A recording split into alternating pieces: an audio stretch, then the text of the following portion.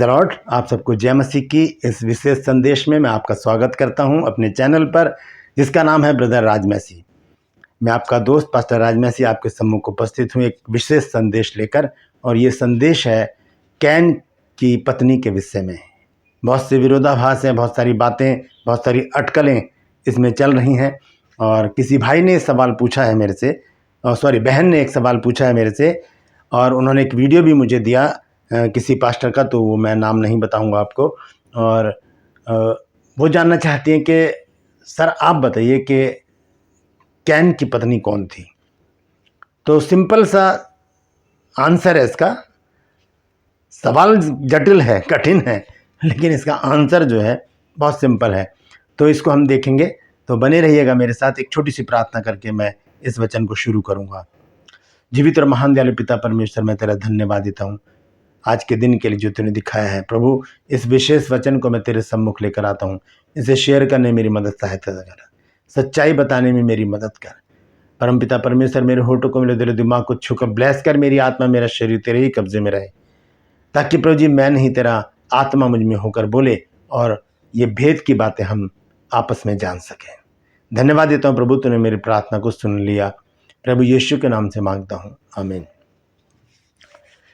Praise the Lord. तो हम देखते हैं आदम का जो पुत्र है कैन, उसके विषय में और उसकी पत्नी के विषय में बड़े ही अटकलें हैं, बड़े ही विरोधाभास हैं। क्योंकि हम देखते हैं जब उसके विषय में जिक्र आता है, उसके बारे में उल्लेख आता है, बताया जाता है कि आदम ने एक स्त्री बिहाली और उससे एक पुत्र उत्पन्न हुआ जिसका नाम उसने हनोक रखा। तो आइए उस वचन को हम पहले देखेंगे। उत्पत्ति 4 अध्याय 17 पद यहाँ लिखा है, जब कैन अपनी पत्नी के पास गया तब वह गर्भवती हुई और हनोक को जन्मी। फिर कैन ने एक नगर बसाया और उस नगर का नाम अपने पुत्र के नाम पर हनोक रखा। यहाँ पर पीछे कोई भी ऐसी जानकारी नहीं दी गई है कि उसकी पत्नी कौन थी, कहाँ से थी, क्या थी, उसकी जाति क्या थी, उसका धर्म क्या था, किस परिस्थिति में कैसे विवाह हुआ, ये कुछ नहीं लिखा है।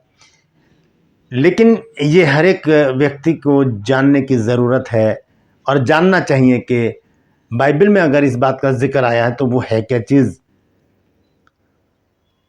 कैन जो है वो आदम का पुत्र था, और आदम के 2 पुत्र थे, कैन और हाबिल। कैन ने हाबिल की हत्या कर दी थी और उसके बाद वो भागा फिरा, परमेश्वर के पास भी गया। उसने कहा कि तूने तो मुझे बहेतर भगोड़ा कर दिया है, कोई मुझे देखेगा तो मार डालेगा। उसके बाद घटनाक्रम चलता रहा। फिर हम अभी मैंने आपको पढ़कर बताया 17 पद में, 4 अध्याय के 17 पद में, कि उसने विवाह किया, एक स्त्री से विवाह कर लिया होगा, लेकिन लिखा नहीं है। लिखा जब कैन अपनी पत्नी के पास गया तो वो गर्भवती हुई और उसने हनोक को जन्म दिया। तो ये कौन थी, ये पत्नी कौन थी, ये स्त्री कौन थी? कहीं अलग से आए थे, ये कोई दानव थे, या कोई ऐसी जाति थी जिसके बारे में लिखा नहीं है? क्योंकि जो वीडियो मैंने देखा उसमें बताया गया कि आदम से अलग भी परमेश्वर ने कुछ लोगों की सृष्टि की थी। ऐसा तो कुछ बाइबल हमें बताती नहीं। आदम से पहले कोई भी बात ऐसी नहीं है जो हमें बताए कि मनुष्य जाति की परमेश्वर ने रचना की है। वो पास्टर भी उस बात को कंडम कर रहे हैं, ये बात अच्छी है। तो हम इन बातों पर विराम लगाने के लिए ज़रूरी है हम बाइबल को देखें, ध्यान से पढ़ें कि कहाँ से कहाँ तक बात जाती है। जब हम बाइबल का पहला वचन पढ़ते हैं तो वहाँ लिखा है, आदि में परमेश्वर ने सृष्टि की रचना की, पृथ्वी बेडोल और सुनसान पड़ी थी, गहरे जल के ऊपर अंधियारा था। तो 1 पद और 2 पद के बीच में बहुत बड़ा फासला है। ये अलग कहानी है, इसके विषय में फिर कभी बातचीत करेंगे। लेकिन अभी हम देखेंगे कैन के बारे में, कैन की पत्नी के बारे में, कि कैन की जो पत्नी है वो कौन थी। अब ध्यान से सुनिएगा, हम पढ़ेंगे उत्पत्ति 5 अध्याय पहले पद से, ठीक है। आदम की वंशावली यह है, जब परमेश्वर ने मनुष्य की सृष्टि की तब अपने ही स्वरूप में उसको बनाया। उसने नर और नारी करके मनुष्य की सृष्टि की और उन्हें आशीष दिया, और उनकी सृष्टि के दिन उनका नाम आदम रखा। जब आदम 130 वर्ष का हुआ तब उसके द्वारा उसकी समानता में उसके ही स्वरूप के अनुसार एक पुत्र उत्पन्न हुआ और उसका नाम शेत रखा। और शेत के जन्म के पश्चात आदम 800 वर्ष तक जीवित रहा और उसके और भी बेटे बेटियां उत्पन्न हुई, और आदम की कुल अवस्था 930 वर्ष की हुई। तत्पश्चात वो मर गया। आदम की कुल अवस्था 930 वर्ष की हुई। यहां पर एक बात पर हम गौर करेंगे, और वो बात है 4 पद में। उत्पत्ति 5 अध्याय 4 पद नोट कर लीजिएगा।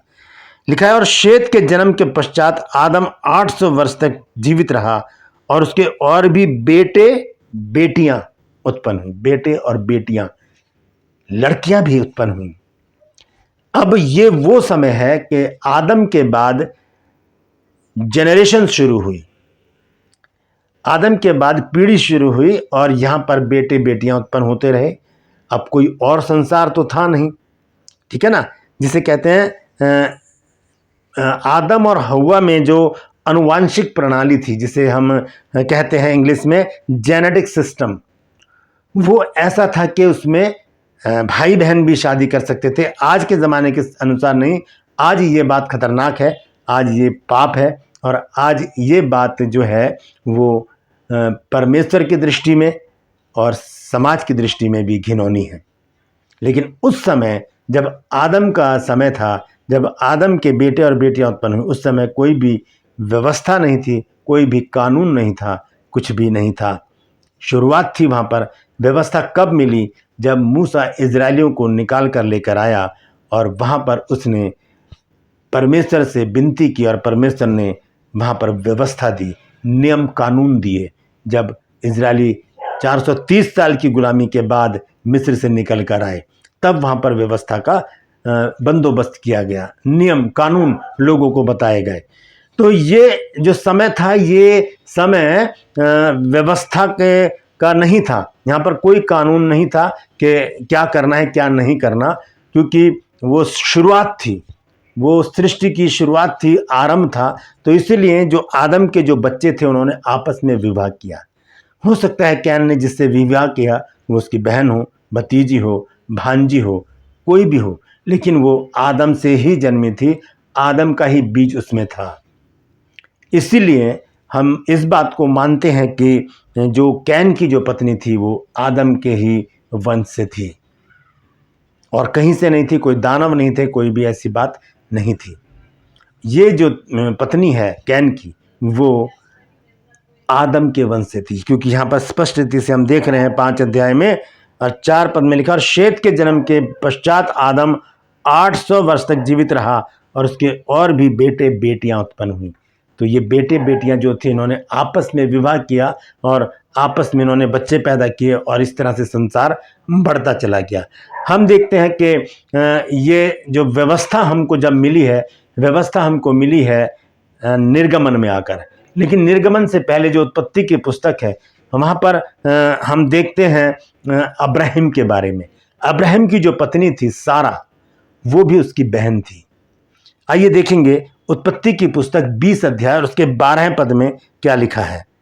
उत्पत्ति उसका 20 अध्याय और उसका 12 पद, यहाँ पर लिखा है, और फिर भी सचमुच वह मेरी बहन है, वह मेरे पिता की बेटी तो है, पर मेरी माता की बेटी नहीं, फिर वह मेरी पत्नी हो गई। अब्राहम बता रहा है वहाँ पर कि वो जो सारा है वो मेरी बहन है, सच में मेरी बहन है, लेकिन वो क्या है कि वह मेरे पिता की बेटी नहीं है, पर मेरी माता की बेटी, यानी कि उसकी माता ने किसी दूसरे व्यक्ति से विवाह किया और उससे वो जो है सारा पैदा हुई। तो ये भी बहन भाई थे। तो क्योंकि उस समय कानून नहीं था, व्यवस्था नहीं थी, विधि नियम कानून कुछ भी नहीं था, इसलिए ये सब चलता था। और फिर एक केस और देखते हैं हम बाइबल में, लूत की बेटियों का। उस समय भी कोई भी व्यवस्था नहीं थी, और लूत की बेटियों ने अपने पिता से अपना वंश चलाने की कोशिश की, क्योंकि व्यवस्था नहीं थी। लेकिन जब व्यवस्था आ गई और उसके बाद कानून आए, उसके बाद ये गुनाह हो गया।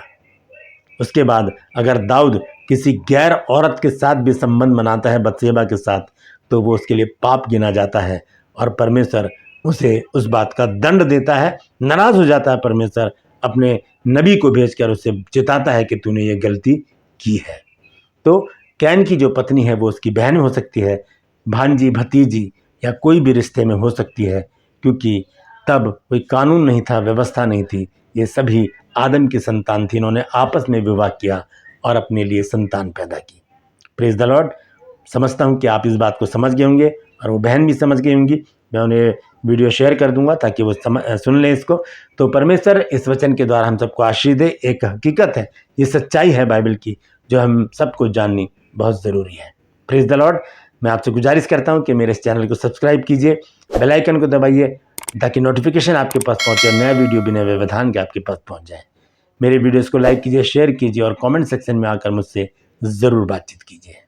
Praise the Lord. आज के लिए बस इतना ही। फिर मिलूंगा एक नए संदेश के साथ, एक नया वीडियो लेकर। तब तक अपना और अपनों का ख्याल रखिए। Praise the Lord.